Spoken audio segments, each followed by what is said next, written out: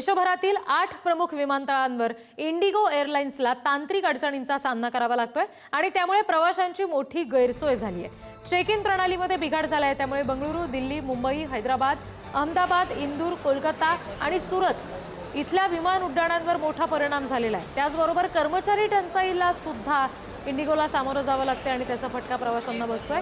मुंबईसह अन्य शहराच्या विमानतळावरील जवळपास 1232 उड्डाणं इंडिगोला रद्द करावी लागली आहेत। दरम्यान गैरसोयीबद्दल इंडिगोनं दिलगिरी व्यक्त केलेली आहे। पुढील 48 तासात विमानसेवा पूर्ववत करण्याचं आश्वासन सुद्धा दिलं गेलं आहे। प्रतिनिधी शिवाजी काळे यांच्याकडून आणखी तपशील घेऊयात।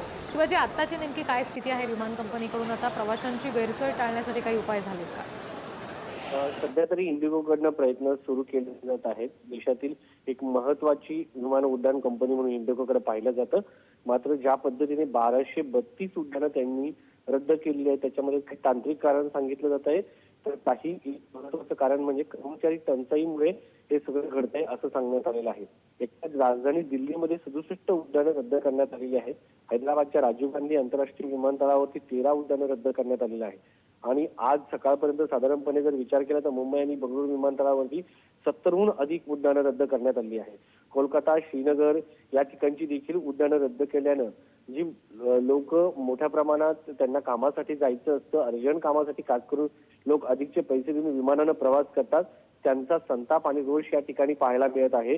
आणि सगळ्यात महत्त्वाचं म्हणजे हा तांत्रिक बिघाड आणि हिवाळी वेळापत्रकामध्ये प्रतिकूल वातावरण, विमानतळावरील वाहतूक कोंडी या सगळ्यामुळं हा बदल घडलेला आहे।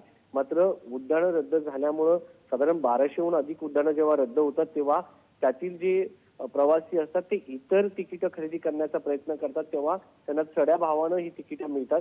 कारण विमानाची तिकीट आपण जाणतो की अगोदर जर तिकीट काढलं तर कमी पैशात मिळतं। तात्काळ तिकीट जेव्हा आपण काढायला जातो तेव्हा त्याची तिकीटं 10,000हून अधिक किमतीने दिली जातात। त्यामुळं एक प्रकारे हे विमानं रद्द झाल्यानं प्रवाशांच्या खिशाला कात्री तर बसलीच आहे, वरून संताप देखील प्रवासी व्यक्त करताना पाहायला मिळत आहे। धन्यवाद सगळ्या तपशिलांसाठी शिवाजी।